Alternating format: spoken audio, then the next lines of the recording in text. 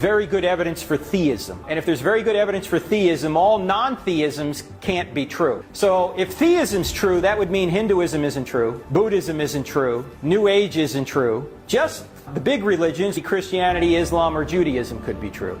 And then what you do is you look at those and you see the evidence for those. Which one of those, if any of them, appears to be the true theistic religion? And I think when you look at the three, first of all, Judaism is just incomplete Christianity in my view, because I believe everything the Jews believe. I just believe the Messiah has come, Jews who are conservative. I think when you look at the situation with Islam, remember, Muhammad comes along in 570 AD.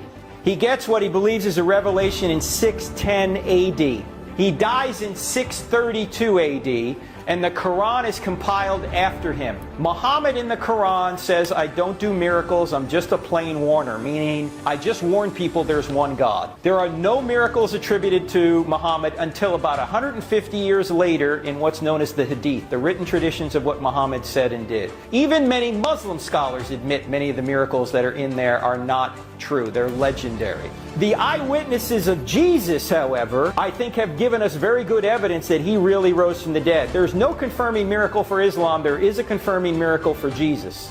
And it's interesting, if you read the Quran in Surah 5, I think it's verse 68, the Quran says, O ye people of the book, meaning the Christians and the Jews. O ye people of the book, you have no ground to stand on unless you stand on the law and the Gospels. In other words, the Quran is telling the Jews and the Christians to believe the Old Testament and the New Testament. Well, the problem is the Old Testament and the New Testament leave no room for Muhammad in the Quran.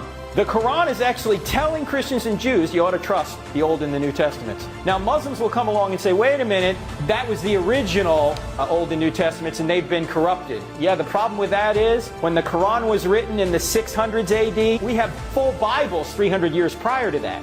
So we know it hasn't been corrupted. So the reason I'm a Christian is because I think the evidence shows that Jesus is God, that Jesus literally rose from the dead. And I just have a personal policy. If somebody rises from the dead, I just trust whatever the guy says.